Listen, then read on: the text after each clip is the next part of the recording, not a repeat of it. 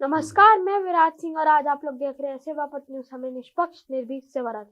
आज हमारे साथ मौजूद है रिटायर्ड पीपीएस अफसर विमल किशोर श्रीवास्तव जी।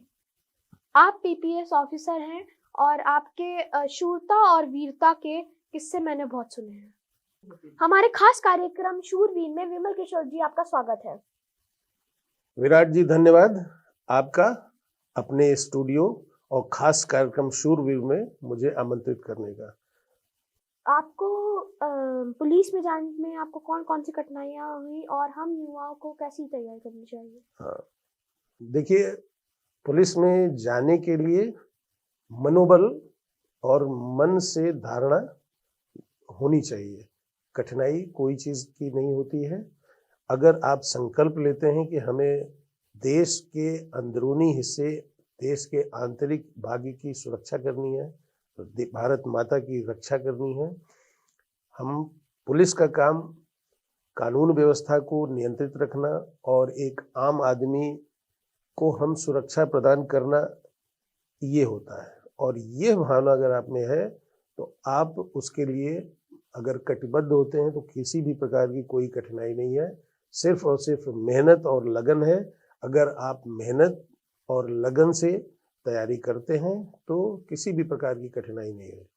आप युवा हैं, आप लोग इस बात के लिए अगर दृढ़ संकल्प होते हैं कि नहीं, हमें पुलिस में जाना है और देश की सेवा करनी है, तो इसके लिए निर्धारित रूप से मन में अगर आप ठान लेंगे तो किसी प्रकार की कठिनाई नहीं होगी और उसके एक निर्धारित रूप है, उसमें अगर आप तैयारी करेंगे तो निश्चित रूप से सफलता पाएंगे। आप पीपीएस ऑफिसर बने, इस सफलता का क्रेडिट आप किसको देना चाहेंगे? इस सफलता का क्रेडिट मेरी स्वयं की मेहनत और लगन है और मैं यही संदेश आप युवाओं को भी देना चाहूँगा कि अगर आप अपने कार्य में मेहनत और लगन से प्रयत्नशील होते हैं तो आप सफल होंगे, इसमें कोई शक नहीं है। क्या आप हमारे दर्शकों को बताना चाहेंगे कि आप किसी ऐसी मुठभेड़ में गए हो जहाँ पे आपको बहुत कठिनाइयों का सामना करना पड़ा? देखिए, पुलिस की ड्यूटी और पुलिस के कार्य सदैव कठिनाई और जटिलता से भरपूर होता है। हम देश के अंदर अपराध करने वाले अपराधियों से निपटते हैं और प्रत्येक मिनट प्रत्येक पुलिस का कर्मचारी अपने ड्यूटी अगर निष्ठा से कर रहा है तो उसे इन समस्याओं का सामना करना पड़ता है। जब भी हम किसी भी अपराधी के खिलाफ काम करने जाते हैं तो निश्चित तौर पर वहाँ पे प्रत्येक हर तरह का खतरा रहता है। अपराधी हम पर हमला भी कर सकता है, भाग भी सकता है और इसके अलावा हम चूंकि जनता के बीच में काम करते हैं, आम लोगों के बीच में काम करते हैं, तो हर चीज पारदर्शी होती है और वहां पे कोई भी गलत कार्य नहीं किया जा सकता है।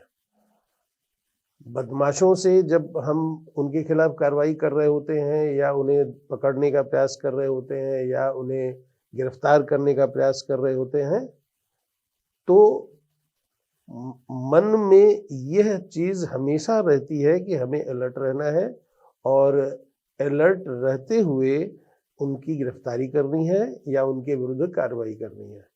अब इस क्रम में हम मेरे कार्यकाल में बहुत ही ज्यादा कई ऐसे मौके आए जबकि अपराधियों से मुठभेड़ हुई, सामना हुआ और उनके विरुद्ध कार्रवाई की गई। हम लोगों के समय में तमाम बड़े बड़े अपराधियों के गैंग रहे हैं, मुख्तार अंसारी, विजय सिंह। डकैतों में अगर देखा जाए ददुआ, छबी राम और भी तमाम तरह के उन्मूलन, डकैती उन्मूलन कार्यक्रम चलता था, उनमें भी हम लोग हिस्सा लेते थे और सदैव उनके खिलाफ कार्रवाई में रिस्क रहता था। हम लोग पूरी तैयारी के साथ उसमें काम करते थे। आपने खतरनाक अपराधी ददुआ का नाम लिया, क्या उससे आपका कभी आमना सामना हुआ? हाँ, बहुत ही अच्छा प्रश्न किया आपने। ददुआ गैंग से मेरी एक मुठभेड़ हुई थी जब मैं ददुआ ऑपरेशन में काम कर रहा था और उस दौरान रोड होल्डअप जैसी घटना को ये गैंग कारित कर रहा था और सूचना मिली थी, उस पर मैं तुरंत मौके पे पहुंचा था। वहां पर डकैतों के गैंग ने देखते ही पुलिस पर फायर करना शुरू कर दिया था। हम लोग भी चूंकि तैयार थे और ये पहले से सूचना नहीं थी कि गैंग कौन सा है, किंतु जब उनकी फायरिंग शुरू हुई तो उनके फायर पावर को देख करके हम लोगों ने इस चीज़ को समझा कि ये गैंग है, बड़ा गैंग है। तो हम लोगों ने भी सिखाए तरीके से पोजीशन लेकर के उनसे मुठभेड़ किया गया। उसमें मैं स्वयं घायल हुआ, मेरे शरीर में काफ़ी गोलियां लगी और अपने साथियों के साथ हम घायल होने के बावजूद भी उनमें से उनके 2 सदस्यों को हमने गिरफ्तार किया था, जिनके पास से राइफल बरामद हुई थी और एक रोड होल्ड अप की घटना बचाई जा सकी थी। आपने मुख्तार अंसारी का भी नाम लिया, तो क्या उसके साथ भी आपके साथ कभी मुठभेड़ हुई? मुख्तार अंसारी के गैंग और उसके विरुद्ध कार्य करते समय हम लोगों के पास पर्याप्त सूचना रहती थी और हम लोग उनके विरुद्ध कार्रवाई किया करते थे। ऐसा आमने सामने कभी भी इस गैंग से मुठभेड़ पुलिस की नहीं हुई और 2-1 घटनाएं हुई थी, उस पर हम लोगों ने एक्शन लिया था और इनके गैंग के खिलाफ पुलिस का एक्शन होता रहता था और उसी क्रम में पुलिस सदैव कार्रवाई करती रहती थी। इनके विरुद्ध बहुत ही ज़्यादा कुर्की की कार्रवाई की गई थी जब एक सिपाही का इन्होंने मर्डर किया था। ये वाराणसी की बात है, मुगल सराय में।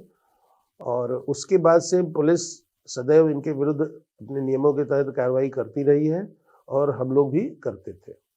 आपकी वीरता के किस्से सुने तो आपकी नौकरी का अनुभव कैसा रहा? बहुत अच्छा। मैं कहता हूँ, युवाओं से भी अपील करता हूँ कि जीवन में अगर कुछ उत्कृष्ट कार्य करने हैं और एक्सकर्शन करने हैं और अपराधियों से निपटना है तो शायद पुलिस विभाग से अच्छी सेवा नहीं है और आपको भी आना चाहिए। मेरे सेवा काल में जितने भी कार्य किए गए और इस पुलिस की सेवा मैं देश की सेवा की, उसमें मुझे बहुत आनंद आया और मैं कहना चाहूँगा कि पुलिस की सेवा बहुत ही उत्कृष्ट सेवा है।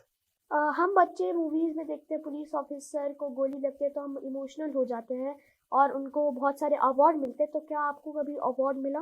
हाँ, निसंदेह हम लोग के कार्यों की पहचान होती है और उसमें पुरस्कार भी दिए जाते हैं और मेरे सेवा काल में किए हुए कामों में मुझे भी राष्ट्रपति का पदक, जो कि सर्वश्रेष्ठ पदक होता है, राज्यपाल महोदय का पदक और उत्तर प्रदेश सरकार द्वारा दिए गए पदक मुझे प्राप्त हुए हैं और जिनके मेडल और जिनके सेवा का उल्लेख मेरे सेवा में हमेशा से होता रहा है।